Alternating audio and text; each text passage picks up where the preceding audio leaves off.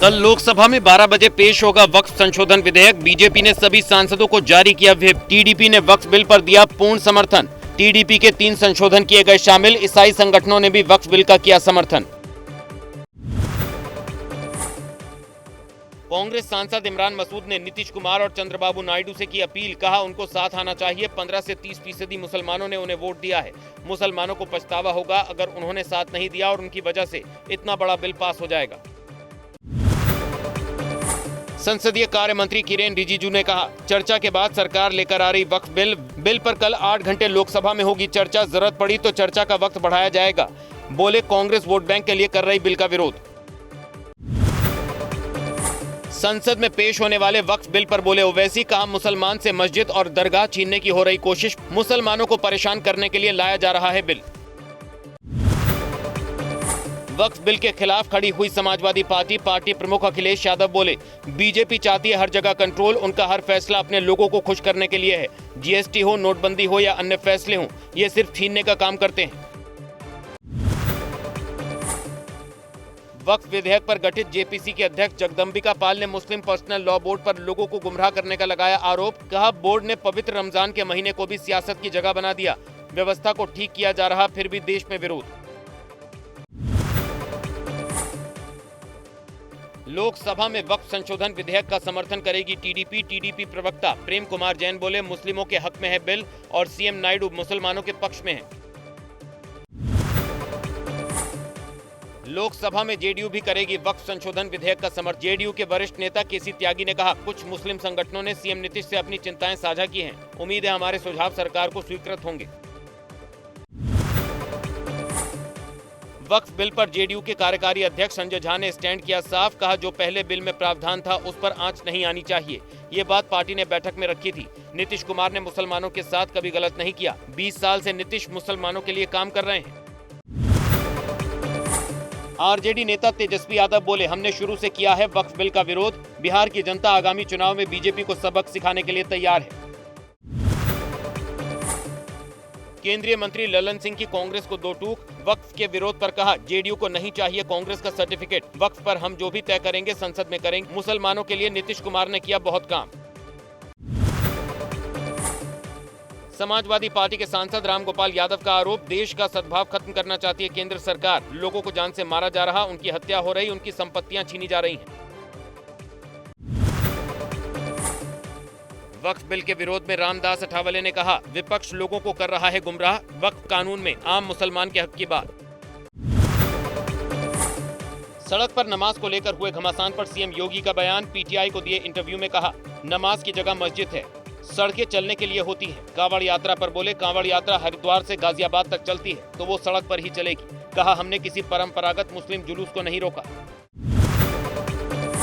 कांवड़ यात्रा को लेकर सीएम योगी के बयान पर ओवैसी का पलटवार। कहा हर धर्म का पर्व रोड पर होता है, मुस्लिम से ही तकलीफ क्यों? आपने महाकुंभ किया, इसका मतलब ये नहीं कि देश में सिर्फ एक ही धर्म है। बरेली में समाजवादी पार्टी के अध्यक्ष अखिलेश यादव पर सीएम योगी ने बोला हमला। कहा अपनी सरकार में गोमाता को अपने कसाई मित्रों के हवाले कर देते थे ये लोग। हमारी सरकार ने इनके कसाई मित्रों को जहन्नुम भेजा। उत्तराखंड में हरिद्वार, देहरादून, नैनीताल और उधम सिंह नगर जिले की कई जगहों के नाम में बदलाव। सीएम धामी ने कहा, देवभूमि के लोगों की जनभावना के आधार पर बदला गया नाम। हरिद्वार में लोगों ने बांटी मिठाइयां। गुरुग्राम में संदिग्ध मास्क की डिलीवरी करने पर विवाद। सोसाइटी में रह रहे दंपत्ति पर मास्क की डिलीवरी कराने का आरोप। चेकिंग के दौरान कार्टन में मिला कई किलो मास्क।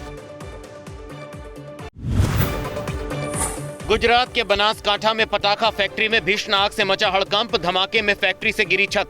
आग बुझाने पहुंची फायर ब्रिगेड की कई गाड़ियां। हादसे में 17 मजदूरों की मौत। मलबे में फंसे कई लोगों को किया गया रेस्क्यू।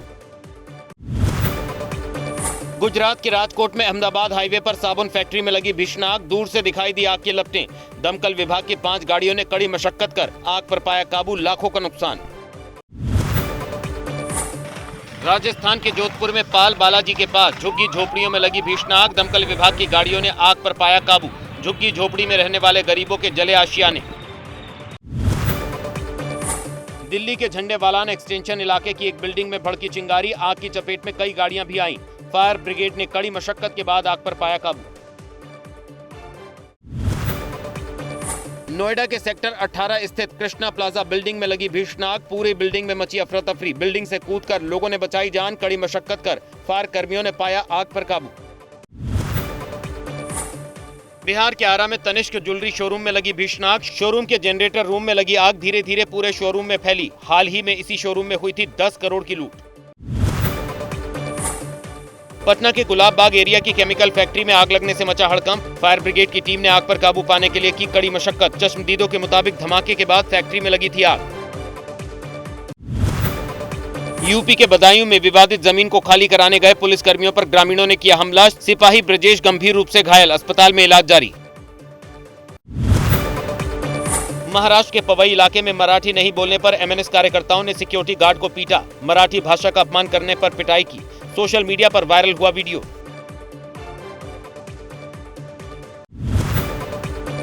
दिल्ली के मंत्री कपिल मिश्रा को झटका। राउज एवेन्यू कोर्ट ने पुलिस को एफआईआर दर्ज कर जांच करने के दिया आदेश। 2020 के दिल्ली दंगे का मामला। ईसाई धर्मगुरु पादरी बजिंदर सिंह को रेप केस में मोहाली की कोर्ट ने सुनाई उम्र कैद की सजा। पादरी बजिंदर पर युवती को विदेश में बसाने के बहाने रेप करने का आरोप। मोहाली कोर्ट ने 3 दिन पहले ही बजिंदर को दोषी दिया था करार। 2021 में बुलडोजर एक्शन पर सुप्रीम कोर्ट सख्त। प्रयागराज के 5 याचिकाकर्ताओं को 10 लाख के मुआवजे का दिया आदेश। 24 घंटे के भीतर मकान गिराने को बताया अवैध। पटना के बिहटा के औद्योगिक क्षेत्र में बन रहे नमस्ते इंडिया डेयरी प्लांट का उद्योग मंत्री नीतीश मिश्रा ने किया शिलान्यास। नवंबर तक शुरू होगी फैक्ट्री। कंपनी के वाइस प्रेसिडेंट विनोद कुमार शुक्ला ने बताया कि बिहार सरकार और सीएम नीतीश कुमार के सहयोग से बन रहे नमस्ते इंडिया के डेयरी प्लांट के शुरू होने से इस क्षेत्र के करीब 800 लोगों को मिलेगा रोजगार। भारत और चिली के बीच रिश्तों का नया अध्याय। कृषि के क्षेत्र में दोनों देश एक दूसरे का सहयोग कर खाद्य सुरक्षा को करेंगे सुनिश्चित। डिजिटल इंफ्रास्ट्रक्चर, नवीकरणीय ऊर्जा, रेलवे, अंतरिक्ष जैसे मुद्दों पर सहयोग की बनी सहमति। इससे पहले दिल्ली के हैदराबाद हाउस में प्रधानमंत्री नरेंद्र मोदी और चिली के राष्ट्रपति गैब्रियल बोरिक फोंट के बीच हुई मुलाकात। 5 दिवसीय भारत दौरे पर हैं राष्ट्रपति गैब्रियल। राष्ट्रपति के रूप में बोरिक की ये पहली भारत यात्रा है।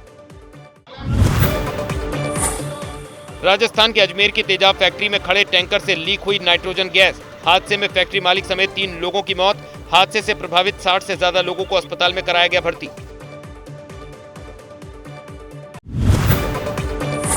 पश्चिम बंगाल के साउथ 24 परगना में हादसा। गैस सिलेंडर में हुए धमाके में 4 बच्चों समेत 7 लोगों की मौत। विस्फोट की वजह से घर में लगी आग। धमाके के असर से पूरा घर हुआ तबाह। शेयर बाजार में आज फिर हुई भगदड़। 1400 अंक टूटा सेंसेक्स। 353 अंक तक निफ्टी में गिरावट। पंजाब एंड सिंध बैंक के शेयर में आज 20% का लोअर सर्किट लगा। शेयर मार्केट में गिरावट से चमका सोना। 10 ग्राम 24 कैरेट सोने का दाम 1802 रुपए बढ़कर 90,966 रुपए के ऑल टाइम हाई पर पहुंचा।